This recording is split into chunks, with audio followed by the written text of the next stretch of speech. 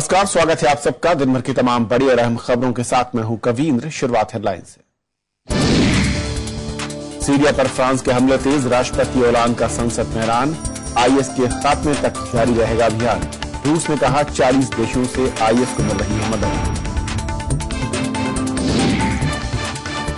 तेजस हमले के बाद भारत में सुरक्षा एजेंसियां चौकस। गृहमंत्री ने भारत समेत दुनिया के लिए आईएस को बताया बड़ा खतरा।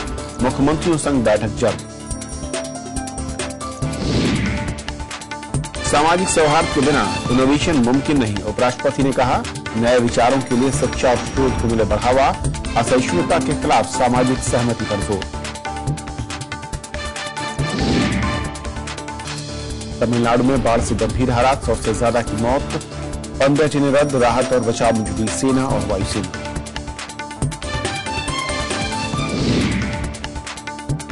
दिल्ली और बिहार समेत देश भर में छठ की छठा, लाखों व्रतियों ने दिया डूबते सूर्य को अर्घ्य। प्रधानमंत्री ने दी शुभकामनाएं।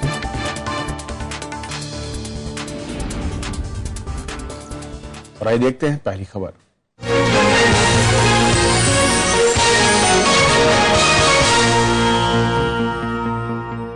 हफ्ते भर से जारी बारिश तमिलनाडु के लोगों के लिए कहर बन गई है। बारिश से अब तक 100 से ज्यादा लोगों की मौत हो चुकी है और बारिश ने कई इलाकों को डुबो दिया है और हजारों लोग इसमें फंसे हुए हैं। सेना और वायुसेना के जवान हेलीकॉप्टर के जरिए लोगों को सुरक्षित जगहों पर पहुंचाने में जुटे हैं। नौसेना और तटरक्षक बलों को बचाव काम में लगाया गया है। इस बीच दक्षिण रेलवे ने आज 15 ट्रेनें रद्द कर दी हैं। हफ्ते भर से जारी मूसलाधार बारिश के बाद चेन्नई समेत तमिलनाडु के कई इलाकों में ऐसे ही हालात हैं। लोगों के घरों में पानी घुसा है तो कई रेलवे स्टेशनों पर रेल लाइनें दिख नहीं रही। पूर्वोत्तर मानसून के प्रभाव से हो रही बारिश से तमिलनाडु के कई हिस्सों में जनजीवन अस्त व्यस्त हो गया है। यहाँ तक कि स्कूल कॉलेज बंद करने पड़े हैं। Our house is surrounded with water. It is mixed with drainage water, but there is no one to clear it. We have complained to the councillor. He has come, just watched it, and he went away. सड़कों के साथ ही railway स्टेशनों का भी बुरा हाल है। चेन्नई और आसपास के इलाकों के कई स्टेशनों पर हजारों की तादाद में मुसाफिर फंसे हुए हैं। ट्रेनों में देरी और रद्द होने की वजह से लोग स्टेशन के आसपास शरण लेने को मजबूर हैं। यहाँ से पता किया तो बता रहे ट्रेन है नहीं, पूरा ट्रेन कैंसिल है। कोरोमंडल एक्सप्रेस आना था कल इवनिंग, लेकिन अभी तक वो यहाँ आया नहीं है। काफी लोग यहाँ पे परेशान में। We have planned going to the Tirupati for darshan. Unfortunately, train has been cancelled, but the railway central government is very poor. बाढ़ पीड़ित इलाकों में सैकड़ों नागरिक फंसे हुए हैं। लोगों को सुरक्षित जगहों पर पहुंचाने के लिए सेना और वायुसेना के जवान हेलीकॉप्टर की मदद ले रहे हैं। कांचीपुरम जिले का और बुरा हाल है। कांचीपुरम के मुदिचूर में झीलों और तालाबों से तांबरम इलाके में पानी घुस गया, जिससे शहर के कई हिस्से पानी में डूब गए। खाने के पैकेट और पानी की बोतलें भी गिराई जा रही हैं। एनडीआरएफ की 12 टीमें इन इलाकों से लोगों को सुरक्षित जगहों पर पहुंचाने में जुटी हैं। अभी तक एनडीआरएफ की 12 टीमें वहां डिप्लॉय है और अभी हम लोग रात से एक नई स्ट्रैटेजी कर रहे हैं कि तांबरम जो जगह है जहां पे एक लेक ओवरफ्लो किया है, उसमें काफी फ्लडिंग की सिचुएशन बनी हुई है। वहीं पर हम सारी टीम्स को कंसंट्रेट कर रहे हैं और वहीं हम रेस्क्यू एंड रिलीफ ऑपरेशंस शुरू कर रहे हैं। कांग्रेस अध्यक्ष सोनिया गांधी ने बयान जारी कर केंद्र और राज्य सरकार से राहत कार्यों में तेजी लाने की अपील की है। राज्य के कई इलाकों में बाढ़ जैसे हालात पैदा होने के बाद मुख्यमंत्री जयललिता ने राहत और पुनर्वास के लिए सोमवार को 500 करोड़ रुपए तुरंत जारी करने का ऐलान किया है। साथ ही मृतकों के परिजनों को 4-4 लाख के मुआवजे की भी घोषणा की है। आंध्र प्रदेश में भी भारी बारिश से लोग बेहाल हैं। चित्तूर और नेल्लूर जिले के कई गांव और आवासीय इलाके बारिश के पानी में डूबे हैं। बंगाल की खाड़ी के ऊपर बने कम दबाव को तमिलनाडु, पुडुचेरी और तटीय आंध्र प्रदेश के इलाकों में भारी बारिश की वजह बताया जा रहा है। Bureau report, Rajya Sabha TV. और मौसम विभाग के निदेशक बीपी यादव साहब हमारे साथ जुड़ रहे हैं। बीपी यादव साहब, स्वागत है आपका। सबसे पहले तो नवंबर के महीने में तमिलनाडु जैसे राज्य में इस तरह से बारिश, क्या कुछ संकेत हैं और आगामी अगले कुछ, मैं कहूंगी अगर 24-48 घंटे में क्या कुछ पूर्वानुमान आपका है? देखिए, ये जो अक्टूबर और नवंबर का महीना होता है, ये ऐसा महीना होता है जब तमिलनाडु में सबसे ज्यादा बारिश होती है। अगर मैं ये कहूं कि तमिलनाडु के लिए जो मेन रेनी सीजन है वो यही है, अक्टूबर और नवंबर का महीना, और इसी को हम नॉर्थ ईस्ट मानसून बोलते हैं, जो मुख्यतः तमिलनाडु को और साउथ आंध्र प्रदेश को, केरला को प्रभावित करती है। अक्टूबर के माह में हमने एक अनुमान लगाया था कि इस साल ये मानसून, जो नॉर्थ ईस्ट मानसून है, जो सिर्फ दक्षिणी भारत को प्रभावित करता है, खासकर तमिलनाडु को, तो वहां मानसून कैसा रहेगा, और हमने बताया था कि इस साल मानसून सामान्य से बहुत ज्यादा ऊपर रहने वाला है। उसी के चलते ये जो वेदर एक्टिविटी हुई है, 2 सिस्टम लगातार बने हैं। एक डीप डिप्रेशन बना जो 9 तारीख को चेन्नई के बिल्कुल पास पुडुचेरी के नॉर्थ में क्रॉस हुआ, जिसकी वजह से वहां तमिलनाडु में खासकर बहुत भारी से बहुत भारी बारिश हुई। वो सिस्टम अभी खत्म ही हुआ था या वीक हुआ था, एक और कम दबाव का क्षेत्र बंगाल खाड़ी में बना, और उसकी वजह से पिछले 48 घंटों से, या बल्कि मैं कहूं 72 घंटों से, तमिलनाडु में और दक्षिणी आंध्र प्रदेश में, रॉयल सीमा के इलाके में बहुत ज्यादा बारिश हुई है। 20 सेंटीमीटर, 25 सेंटीमीटर, 30 सेंटीमीटर बारिश। लेकिन ये बारिश होने का अनुमान मौसम विभाग को पहले ही था, और इस बारिश के बारे में जो सूचना थी, चेतावनी थी, उसको बहुत आधिकारिक रूप से हमारा दिल्ली हेडक्वार्टर, वहां से भी, जो हमारा चेन्नई में एक रीजनल मेट्रोलॉजिकल सेंटर है, वहां से भी चेतावनियां दी गई हैं, और कम से कम 3 दिन पहले इस तरह की चेतावनी बताई गई थी कि ये सिस्टम बना है, बंगाल खाड़ी के बहुत पास में है, और बंगाल खाड़ी से नमी वाली हवाएं बहुत ज्यादा, एक नैरो कोर बन जाता है हवाओं का तटीय क्षेत्रों में, जिसकी वजह से बहुत ज्यादा बारिश होगी। ये इस तरह की चेतावनी दी गई थी। यादव साहब, मैं आगे आने वाले चेन्नई से टाइम्स ऑफ इंडिया के संवाददाता हमारे साथ जुड़ चुके हैं, मैं उनसे समझना चाहूंगा, जिस तरीके से बीपी यादव साहब कह रहे हैं कि डायरेक्टर मौसम विभाग के, कि असल में ये अमूमन हर साल इन महीनों में वहां पर बारिश होती है, लेकिन स्थानीय अगर वहां पर देखें हालात, तो किस तरीके से पिछले अगर 5 वर्षों में देखें तो अचानक वाकई दिख रहा है, या फिर इंतजामात की कमी के चलते जो ये रेनफॉल है ये ज्यादा डिस्ट्रक्टिव है? ये पिछले 5 सालों में तो मैंने नहीं देखा है कि ये पिछली बार इतना बारिश मुझे लगता है 2004-5 के आसपास में हुआ था। तो बेसिकली जो है ये प्रॉपर मैनेजमेंट नहीं है स्ट्रॉन्ग वाटर ड्रेनेज का, क्योंकि आप देखिएगा तो जितने भी नदी के किनारे के इलाके हैं उसमें काफी इंक्रोचमेंट है। दूसरा है कि डिसिल्टिंग प्रोसेस जो है काफी खराब है यहाँ पे, और 2011 के बाद में चेन्नई कॉर्पोरेशन में नए एरियाज को अपने आप को एक्सपैंड किया था, और नए एरियाज को अपने क्षेत्र में लाया था कॉर्पोरेशन के अंदर में। तो उन एरियाज में कोई स्ट्रॉन्ग वाटर ड्रेनेज का स्ट्रक्चर ही नहीं है वहां पे, तो इंफ्रास्ट्रक्चर ही नहीं है यहाँ पे। और आप देखिएगा दक्षिण उपनगरीय जो इलाके हैं वहां पर स्ट्रॉन्ग वाटर ड्रेनेज है ही नहीं, और अगर है भी तो काफी खराब मैनेजमेंट है, इसी वजह से जो है वाटर लॉगिंग हो रहा है यहाँ पे। और आज क्या वाकई वहां पर जो साइंटिस्ट हैं या फिर जो मौसम विभाग जुड़े हुए लोग हैं, या फिर क्लाइमेट चेंज को लेकर जो एक बहस छिड़ी हुई है, क्या वाकई इसके चलते इस तरह के संकेत माने जा रहे हैं, या फिर पुराने लोग ये बताते हैं कि तमिलनाडु या फिर पूरे इस इलाके में अक्टूबर और नवंबर के महीने में आमतौर पर बारिश होती थी, लेकिन अगर पिछले 5 वर्षों में कहूं बारिश ना होने के चलते शायद हम उसे भूल चुके थे?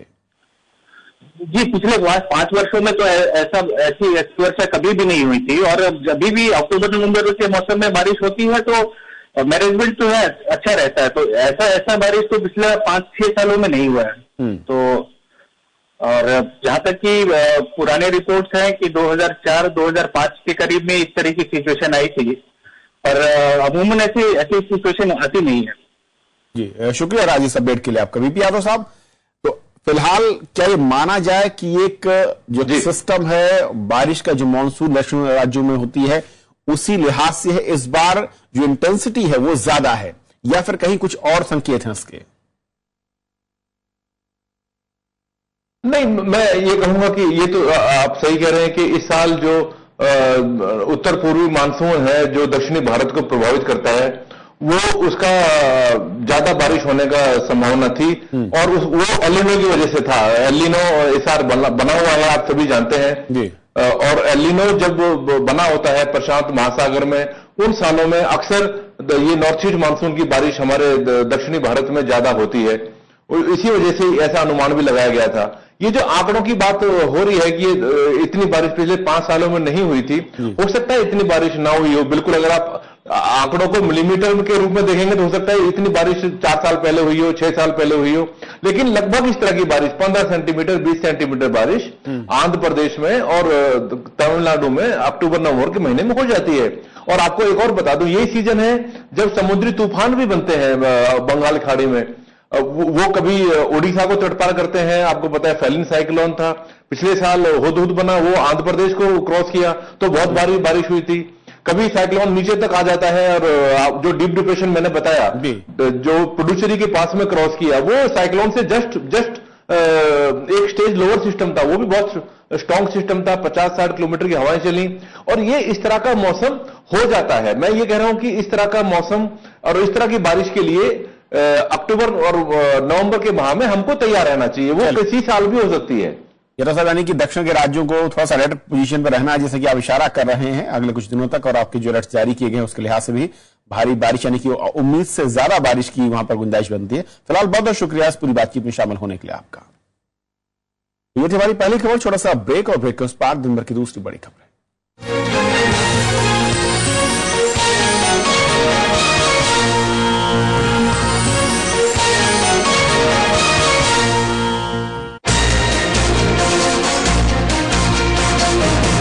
पेरिस हमले के बाद एकजुट दुनिया, G20 में पारित प्रस्ताव, आतंकवाद पर आगे का रोड मैप, क्या होगा अगला दांव? देखिए विशेष आतंकवाद से मुठभेड़ शाम 7:30 बजे। आजादी के बाद कैसे बदला परिवेश, कैसे बनी संसद, कैसे उठा देश। When the world sleeps, India will awake to life and freedom. कौन थे वो लोग जो दे गए हमको शानदार विरासत, लोकतंत्र की मजबूत इमारत। राज्यसभा टेलीविजन।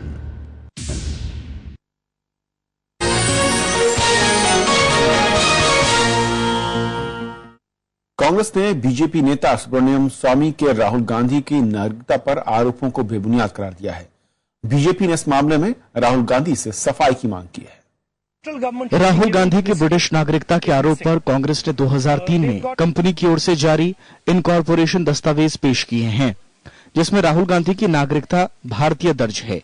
पार्टी ने इसे बीजेपी की अंदरूनी खींचतान की ओर से ध्यान हटाने की कोशिश करार दिया है। There is nothing just to defame Rahul Gandhi ji and also Congress party. They wanted to divert the issue because now they are fighting internally. BJP ने इस मामले में राहुल गांधी से सफाई मांगी है। ये भारतीय मूल का विषय है, ये कोई भारतीय जनता पार्टी और कांग्रेस का विषय नहीं है और इसमें भारत के किसी भी चुने हुए नेता को चाहिए कि वो अपना स्पष्टीकरण पूरी तरीके से दे, क्योंकि ये कानूनी दस्तावेज है और कानूनी दस्तावेजों के कानूनी प्रकरण भी होते हैं। बीजेपी नेता सुब्रमण्यम स्वामी ने प्रधानमंत्री नरेंद्र मोदी को चिट्ठी लिखकर दावा किया था कि कांग्रेस उपाध्यक्ष राहुल गांधी के पास ब्रिटिश नागरिकता है। उन्होंने राहुल गांधी की भारतीय नागरिकता और लोकसभा की सदस्यता रद्द करने की मांग की है। कि श्री राहुल गांधी 2003 में एक कंपनी को बनाते हैं इंग्लैंड में। उसमें उन्होंने जरूर लिखा है कि हम भारतीय हैं। वो एड्रेस भी बदल देते हैं और सिटीजनशिप भी बदल देते हैं, दोनों के लिए उन्होंने सूचना देते हैं। इस मामले में ब्रिटेन सरकार के कंपनी मामलों के विभाग कंपनीज हाउस की ओर से सफाई दी गई है, जिसमें कंपनी के रिटर्न्स में राहुल की नागरिकता ब्रिटिश लिखे जाने में टाइपिंग की गलती होने की बात कही गई है। Bureau report, Rajya Sabha TV. उपराष्ट्रपति मोहम्मद हामिद अंसारी ने कहा है कि सामाजिक सौहार्द के बिना सामाजिक नवाचार मुमकिन नहीं है। पुणे में सामाजिक नवाचार और सौहार्द पर सेमिनार में उन्होंने कहा कि नए विचारों के लिए उच्च शिक्षा और शोध को बढ़ावा दिया जाना चाहिए और सामाजिक चुनौतियों से निपटने के लिए लोकतंत्र में सामाजिक विविधता का सम्मान बेहद जरूरी है। उपराष्ट्रपति मोहम्मद हामिद अंसारी ने मंगलवार को पुणे इंटरनेशनल सेंटर में सामाजिक नवाचार और सौहार्द पर सेमिनार की शुरुआत की। उन्होंने कहा कि सामाजिक चुनौतियों से निपटने के लिए बराबरी का दर्जा, न्याय और सशक्तिकरण जरूरी है।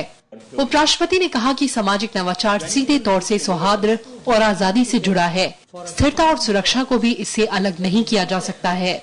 Social innovation therefore gets linked to the levels of harmony, freedom, stability and security prevailing in a society.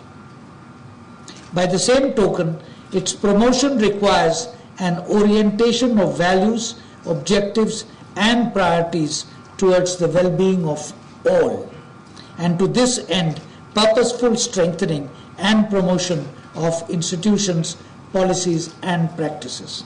उपराष्ट्रपति मोहम्मद हामिद अंसारी ने कहा कि लोकतंत्र में सामाजिक विविधता का सम्मान जरूरी है।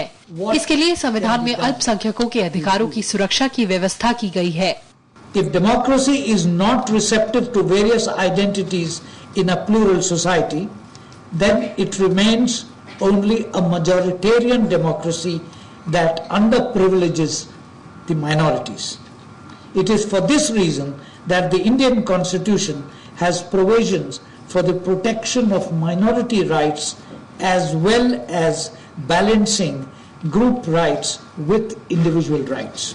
उपराष्ट्रपति ने कहा कि भारत में सामाजिक नवाचार की लंबी परंपरा रही है, लेकिन वैश्विक सूची में 141 देशों में भारत 81वें स्थान पर है।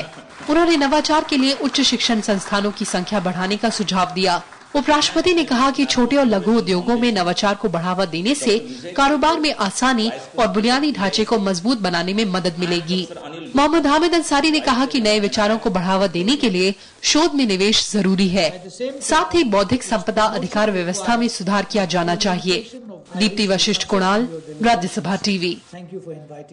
वित्त मंत्री अरुण जेटली का मानना है कि भारत में जमीनी स्तर पर असहिष्णुता के कोई संकेत नहीं।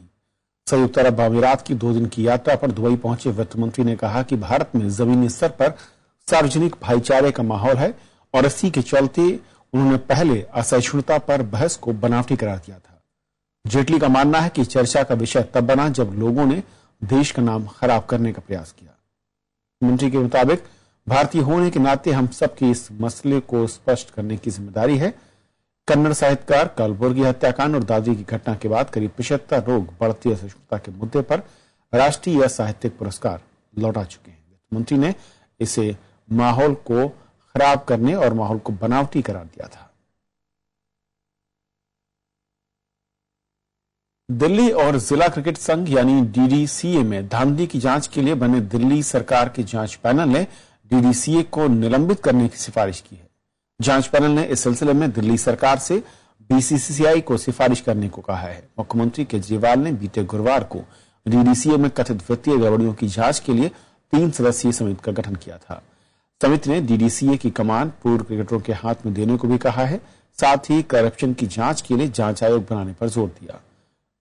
समिति ने डीडीसीए को आरटीआई के दायरे में लाने की भी बात कही है। केंद्रीय गृह मंत्री राजनाथ सिंह ने भारत में आईएस के बढ़ते खतरे से इनकार नहीं किया है। दिल्ली में एक समारोह में उन्होंने कहा कि देश में आंतरिक सुरक्षा से संबंधित मुद्दों पर विचार विमर्श के लिए जल्द ही मुख्यमंत्रियों की एक बैठक होगी। उन्होंने कहा कि हम हालात पर नजर बनाए हुए हैं। पेरिस आतंकी हमले के बाद दुनिया भर में आईएस आतंकियों का खतरा बढ़ गया है। केंद्रीय गृह मंत्री राजनाथ सिंह ने कहा है कि आईएस किसी खास देश के लिए नहीं बल्कि पूरी दुनिया के लिए खतरा है। उन्होंने भरोसा दिया है कि देश आईएस के खतरे से निपटने के लिए पूरी तरह से तैयार है। समझता हूँ कि ये आईएस का खतरा केवल किसी एक देश का खतरा नहीं है, बल्कि एक ग्लोबल एक चैलेंज है और सभी देशों को मिलजुल कर इसका मुकाबला करने की जरूरत है और भारत भी इस संबंध में पूरी तरह से सजग है। पेरिस हमले के बाद भारत में सुरक्षा एजेंसियों को और चौकस कर दिया गया है, लेकिन जानकारों का मानना है कि कट्टरता की वजह से युवाओं का आईएस की तरफ आकर्षित होना चिंता का विषय है। इंटेलिजेंस एजेंसीज हैं और लोग हैं, वो निगरानी रखें, जरूर रखें और अगर उनको कुछ ठोस कदम उठाने पड़े डी रेडिकलाइजेशन के लिए, जैसे कि मैं समझ ये मेरे ख्याल से दक्षिण भारत में या और कुछ इलाकों में पुलिस के जो अधिकारी हैं उन लोगों ने डी रेडिकलाइजेशन के प्रोग्राम्स शुरू किए हैं। दुनिया भर में पेरिस हमले के बाद सुरक्षा व्यवस्था कड़ी कर दी गई है। लंदन, रोम, वॉशिंगटन समेत दुनिया के दूसरे बड़े शहरों की सुरक्षा को भी बढ़ा दिया गया है। भारत में सुरक्षा एजेंसियों को भी सतर्क कर दिया गया है। हालात को देखते हुए विदेशी दूतावासों की सुरक्षा में भी इजाफा कर दिया गया है। कृति मिश्रा, राज्यसभा टीवी। फ्रांस के राष्ट्रपति फ्रांस होलांद ने सीरिया में आईएस ठिकानों पर हमले तेज करने का ऐलान किया है। संसद को संबोधित करते हुए उन्होंने आईएस को दुनिया भर के लिए एक बड़ा खतरा बताया। इस बीच सीरिया में फ्रांसीसी लड़ाकू विमानों ने आईएस ठिकानों को निशाना बनाकर बमबारी तेज कर दी है। इन हमलों में फ्रांस को अमेरिका का साथ हासिल है। उस बीच रूस ने भी खुलासा किया कि 224 लोगों को ले जा रहा रूसी यात्री विमान आईएस आतंकवादी हमले में गिराया गया था। फ्रांसीसी लड़ाकू विमानों का सीरिया के रक्का में आईएस ठिकानों पर हमला जारी है। 10 रफेल और मिराज 2000 लड़ाकू विमानों ने सीरिया के रक्का आईएस ठिकानों को निशाना बनाकर भारी बमबारी की है। फ्रांसीसी रक्षा मंत्रालय ने एक कमांड सेंटर और प्रशिक्षण केंद्र को तबाह करने का दावा किया है। फ्रांसीसी हवाई हमलों को अमेरिका के साथ मिलकर अंजाम दिया गया है। इस बीच अमेरिका और फ्रांस ने खुफिया सूचना का आदान प्रदान बढ़ाने का फैसला किया है। पेरिस हमले के बाद संसद को संबोधित करते हुए राष्ट्रपति होलांद ने अंतर्राष्ट्रीय समुदाय से सीरिया मुद्दे पर सहयोग की अपील की। उन्होंने सीरिया को आतंकवाद की सबसे बड़ी फैक्ट्री बताया। होलांद ने कहा कि उनका देश आईएस को खत्म करके ही दम लेगा। La déchéance de nationalité ne doit pas avoir pour résultat de rendre quelqu'un apatride. Mais nous devons pouvoir déchoir de sa nationalité française un individu condamné pour une atteinte aux intérêts fondamentaux de la nation ou un acte terroriste. इधर तुर्की के अंतोलिया में अमेरिकी राष्ट्रपति Barack Obama ने साफ किया कि IS के खिलाफ अमेरिका जमीन पर सेना नहीं उतारेगा। उन्होंने कहा कि सीरिया में आईएस के खिलाफ दूसरे देशों को साथ लेकर रणनीति को अंजाम दिया जा रहा है। अमेरिकी राष्ट्रपति ओबामा ने कहा कि मुस्लिम समुदाय की ओर से कट्टरता का विरोध किया जाना बेहद जरूरी है। On the military front, our coalition is intensifying our airstrikes, more than 8,000 to date. We're taking out ISIL leaders, commanders, their killers. We've seen that when we have an effective partner on the ground, ISIL can and is pushed back. France में आतंकी हमले से जुड़े लोगों की तलाश में 128 से ज्यादा जगहों पर छापेमारी की गई। वहीं शुक्रवार को हुए आतंकी हमले के बाद जिंदगी पटरी पर लौटने लगी है।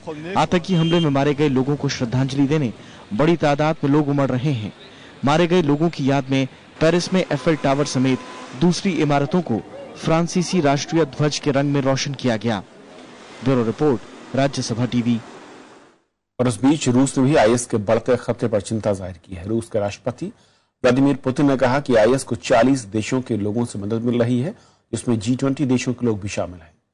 पुतिन ने कहा कि उन्होंने G20 शिखर सम्मेलन में शामिल राष्ट्राध्यक्षों को इस बात की जानकारी दी है।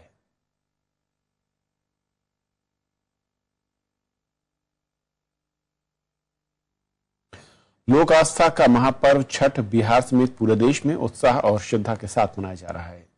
रविवार से शुरू हुए 4 दिन के उत्सव में आज व्रतियों ने डूबते सूर्य को अर्घ्य दिया। बिहार का ये सबसे बड़ा पर्व है। राजधानी पटना में गंगा के किनारे प्रशासन ने छठ के लिए खास इंतजाम किया। रविवार को नहाय खाए के साथ पर्व की शुरुआत हुई और सोमवार को खरना मनाया। आरजेडी प्रमुख लालू यादव के घर पर भी छठ की रौनक दिखी। उनकी पत्नी और बिहार की पूर्व मुख्यमंत्री राबड़ी देवी ने डूबते सूर्य को अर्घ्य दिया।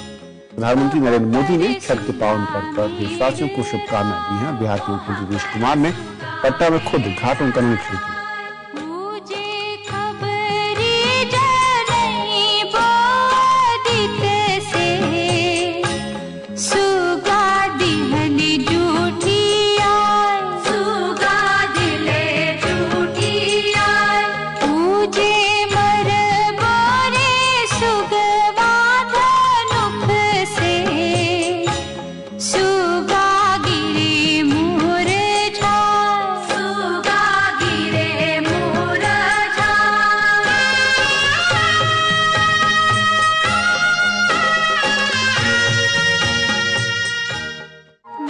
इस बुलेटिन में भी इतना ही। नमस्कार।